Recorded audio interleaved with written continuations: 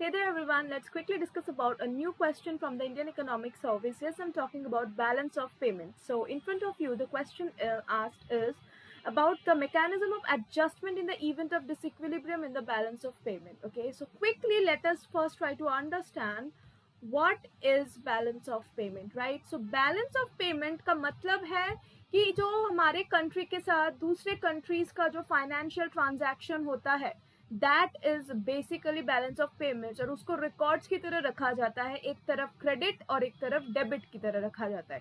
क्या क्या आ जाते हैं इन बैलेंस ऑफ पेमेंट्स, यानी कि इकोनॉमिक ट्रांजैक्शंस में जैसे कि export and import of goods and services, financial assets, foreign investments, then foreign aids, unilateral transfer payments as well as transfer receipt, ये सारे डिफरेंट तरीके से जहाँ से हमारी कंट्री से करेंसी बाहर जाता है जिसको हम आउटफ्लो बोलते हैं, और करेंसी अगर हमारे कंट्री में आए जो कि इनफ्लो है, तो ये इसका जो पेमेंट है, जो लेन देन ट्रांजैक्शन, इसका जो रिकॉर्ड है, यही हमारा बैलेंस ऑफ पेमेंट है।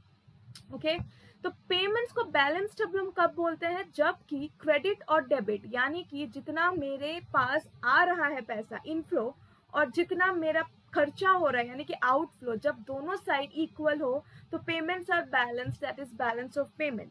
लेकिन अगर मेरा खर्चा ज्यादा है rather देन जितना कि मुझे फॉरेन करेंसी का अर्न हो रहा है मेरे नेशन में, that in that case that is payment deficit, BOP deficit. और अगर मेरे नेशन में फॉरेन करेंसी का आना ज्यादा हो रहा है और खर्चा कम हो रहा है फॉरेन करेंसी का, I am using less than what I am earning, then that is BOP surplus. So this is the concept of balance of payment. Now this balance of payment has two components. पहला हो जाता है current account और दूसरा है हमारा capital account. तो जल्दी से पढ़ लेते हैं कि करंट अकाउंट में क्या क्या आ जाता है। ठीक है, तो करंट अकाउंट जो है, करंट अकाउंट में हम लोग सारे यहाँ पे क्या कंसिडर करते हैं, वी कंसिडर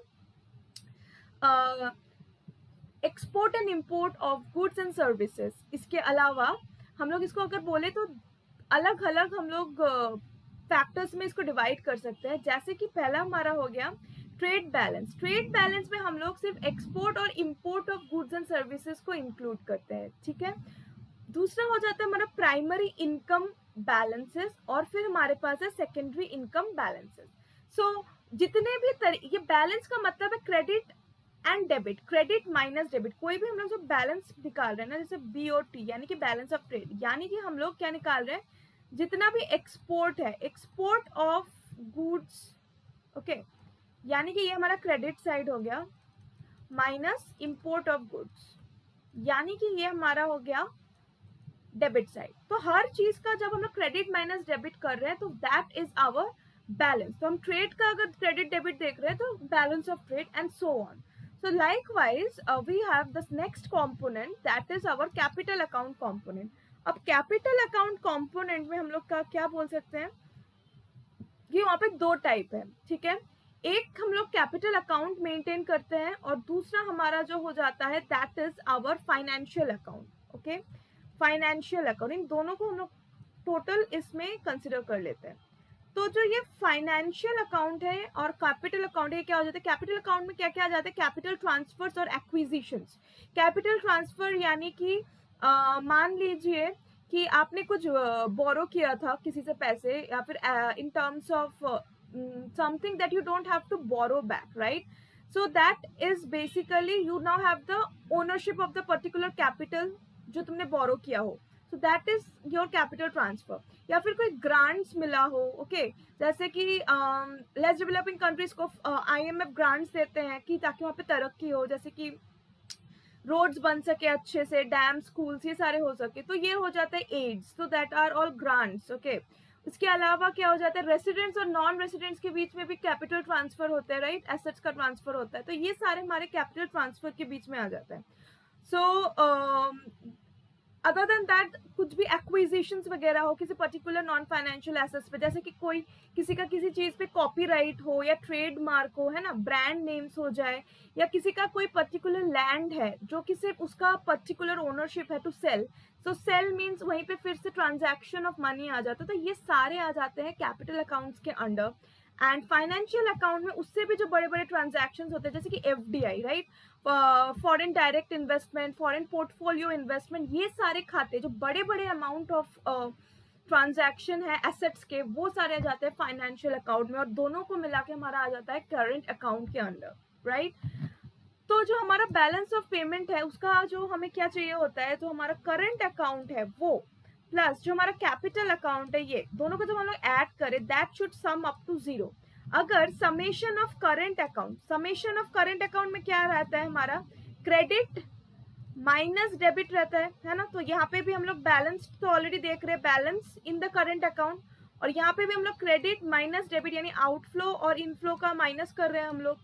तो यहाँ पे भी हमारा बैलेंस हो जाता है कैपिटल अकाउंट का। दोनों का जो बैलेंस है उसको देख के अगर बैलेंस होगा यानी कि आंसर 0 आएगा, अगर नहीं आया यानी कि अगर हमारा बीओपी डेफिसिट है या बीओपी सरप्लस है, तो हम लोग का एक कॉन्सेप्ट आ जाता है दैट इज एरर और ओमिशन। ये हम लोग यूज करते हैं इन द सेंस ये इकोनॉमी में जो बैलेंस है फॉरेन एक्सचेंज का, जो फॉरेन रिजर्व्स का बैलेंस है, पेमेंट का जो बैलेंस, उसको मेंटेन करने के लिए अगर डेफिसिट है तो एक्सपोर्ट बढ़ाने की कोशिश की जाती है, और अगर सरप्लस है तो बैलेंस में लाने के लिए तब इंपोर्ट ज्यादा कर सकते हैं। तो ये डिसीजन कौन लेता है, ये डिसीजन आ जाता है फिस्कल एंड मॉनेटरी पॉलिसी के इंटरवेन करके, यानी कि आरबीआई इंटरवेन करेगा, government will intervene and accordingly take the decision to bring the balance of payments that should be balanced for in an economy. तो इसको समझने के हम लोग एग्जाम्पल देख लेते हैं। यहाँ पे एक सैंपल है बैलेंस ऑफ पेमेंट का। तो आप देख सकते हैं सबसे पहले यहाँ पे हमने करंट अकाउंट लिया हुआ है, जहाँ पे पहला है गुड्स एंड सर्विसेज के बारे में दिया हुआ है। तो कितना गुड्स यहाँ पे क्रेडिट यानी कि एक्सपोर्ट ऑफ गुड्स कितना हो रहा है, $100, ओके, $100 million। और डेबिट यानी कि इंपोर्ट साइड में ये कितना इंपोर्ट कर रहे हैं, इंपोर्ट किया जा रहा है $5 million, क्योंकि इंपोर्ट हो रहा है तो पैसे जा रहा है ना कंट्री से, सो this is outflow and this is inflow, ठीक है। और okay, this is the trade balance actually this side, but the explanation will remain the same, so that is basically goods का ये रहा। so this is the goods means यहाँ पे क्या हो रहा है, इनफ्लो हो रहा है, that is एक्सपोर्ट कर रहे हैं, तो जिसकी वजह से हमारे पास करेंसी आ रहा है। और यहाँ पे जो है इम्पोर्ट ऑफ गुड्स नहीं है लेकिन सर्विसेज है, सर्विस को इंपोर्ट किया जा रहा है। कितना सर्विस इंपोर्ट हो रहा है, the amount of service that is imported is $5 million, that means ये जो पैसा है सर्विस का जा रहा है।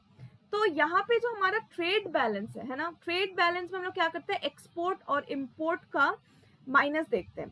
तो ट्रेड बैलेंस हमारा यहाँ पे कितना है, देखो यहाँ पे क्योंकि कोई डेबिट नहीं है, so what ever is this is part of the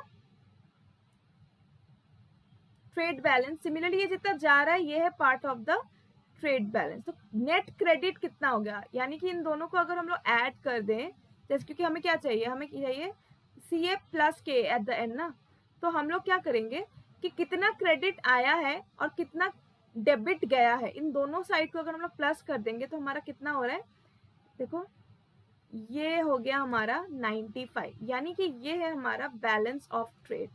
balance of trade माने कि कितना एक्सपोर्ट हुआ है और कितना इंपोर्ट हुआ है उसका डिफरेंस। तो ये था हमारा बैलेंस ऑफ गुड्स का कि कितना एक्सपोर्ट ऑफ गुड्स हुआ है, और यहाँ पे ये हो गया था हमारा बैलेंस ऑफ सर्विसेज का। ओके, सो ये हमारा हो गया, ये था हमारा BOS और ये हमारा हो गया BOT, right. Balance of trade क्या होता है, बैलेंस ऑफ ट्रेड का मतलब होता है कि export minus import of only goods, and balance of services मतलब export and import of services. तो देखो यहाँ पे जो हमारा गुड्स का एक्सपोर्ट है लेकिन यहाँ पे इंपोर्ट नहीं है, तो इंपोर्ट को मान लीजिए 0 है यहाँ पे, तो इन दोनों को हम लोग प्लस करेंगे तो हमारा टोटल बैलेंस ऑफ ट्रेड क्या है, कितना है, 100 है, क्योंकि एक्सपोर्ट ही हो रहा है। सिमिलरली सर्विस में कुछ एक्सपोर्ट नहीं हो रहा है लेकिन इंपोर्ट हो रहा है, तो इन दोनों को अगर हम लोग कैलकुलेट करेंगे, नेट उसका फाइंड आउट करेंगे, तो हमारा यहाँ पे आ रहा है -5। तो बाकी जो है यहाँ पे primary income balance, secondary income balance, यहाँ का कोई डेटा अवेलेबल नहीं है, यानी कि कंट्री में सिर्फ एक्सपोर्ट और import of goods and services ही हुआ है करंट अकाउंट के अंडर में। तो यानी कि पूरा करंट अकाउंट का जो बैलेंस है ये हमारा CA, करंट अकाउंट का बैलेंस हो गया हमारा $95 million। अब हम लोग जाएंगे हमारा कैपिटल अकाउंट देखेंगे, कैपिटल और financial accounts, right. So capital account के अंडर में जितना है ये कैपिटल ट्रांसफर्स, एक्विजिशन, नॉन, इसका कोई डेटा अवेलेबल नहीं है, सर ये सारे जीरो हैं, राइट। लेकिन फाइनेंशियल अकाउंट्स में देखो डायरेक्ट इन्वेस्टमेंट भी नहीं है, so these are all zero, but portfolio investment है। पोर्टफोलियो इन्वेस्टमेंट कहाँ है, कंट्री में आ रहा है या जा रहा है, सो पोर्टफोलियो इन्वेस्टमेंट जा रहा है यानी कि दूसरे कंट्री में किया जा रहा है, so you are paying outside, this is outflow, ठीक है। तो इनका जो बैलेंस है, बैलेंस ऑफ पोर्टफोलियो इन्वेस्टमेंट कितना हो गया, -$20 मिलियन। और अगर हम लोग अदर इन्वेस्टमेंट की बात करें तो नेशन में कितना आ रहा है इनफ्लो थ्रू इन्वेस्टमेंट, $5 मिलियन, और जा कितना रहा है, अदर इन्वेस्टमेंट दूसरे नेशंस में कितना किया जा रहा है, दैट इज $100 मिलियन। तो ये हो गया हमारा टोटल में बैलेंस में कितना, -$75 मिलियन। यानी कि अगर हम इन दोनों को प्लस करें तो हमारा करंट अकाउंट का, कैपिटल अकाउंट का बैलेंस निकल जाएगा, दैट इज -95। यानी कि अगर हम लोग यहाँ पे देखें तो हमारा जो करंट अकाउंट बैलेंस है वो है हमारा 95, और जो हमारा कैपिटल अकाउंट बैलेंस है वो है हमारा -95। तो हमने क्या बोला था, बैलेंस ऑफ पेमेंट चाहिए तो CA + KA is equal to 0, ये मेंटेन होना जरूरी है। So that is the reason that we will have, so here if we add these two we get 0, that means here the balance of payment is in equilibrium, BOP is in equilibrium। अगर ये disequilibrium में होता, यानी कि ये दोनों same नहीं होता, मान लीजिए दैट इज ये हमारा टोटल एक्सपोर्ट है पूरा CA और KA का मिला के जितना पैसा आ रहा है, right, this is total inflow of cash credit, और ये है टोटल आउटफ्लो यानी कि डेबिट, ये दोनों बराबर है, जितना पैसा आ रहा है उतना जा रहा है, सो दिस इज बैलेंस्ड इक्विलिब्रियम। अब मान लीजिए जितना पैसा आ रहा है और जा रहा है वो अगर सेम नहीं होता, यानी कि BOP इक्विलिब्रियम में नहीं होता, जस्ट फॉर अ चेंज मान लीजिए डेटा कुछ ऐसा है कि आपका जो ये वाला पार्ट है this is your -$120 million, okay, and this is same.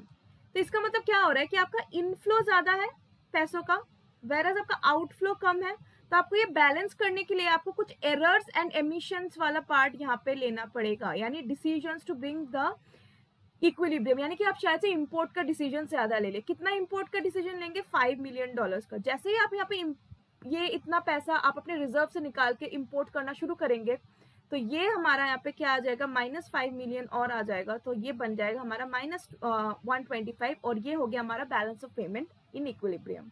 Similarly अगर हमारा डेफिसिट में हो, डेफिसिट मतलब पैसे कम आ रहे हैं, है ना, डेफिसिट यानी कि ये मान लीजिए 120 है, कम है, और ये 125 है, ज्यादा है, तो तब क्या करना पड़ेगा हमें, आइदर ये इंपोर्ट कम करना पड़ेगा या एक्सपोर्ट बढ़ाना पड़ेगा। एक्सपोर्ट अगर हम लोग बढ़ाएंगे कितना, $5 मिलियन तक अगर एक्सपोर्ट बढ़ा दिया हमने, that is again in this part, that is net error.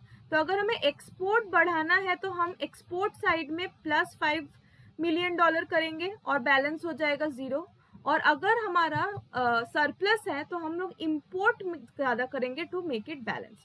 So this is how we can adjust if there is any disequilibrium condition in BOP in the economy and bring it back to equilibrium.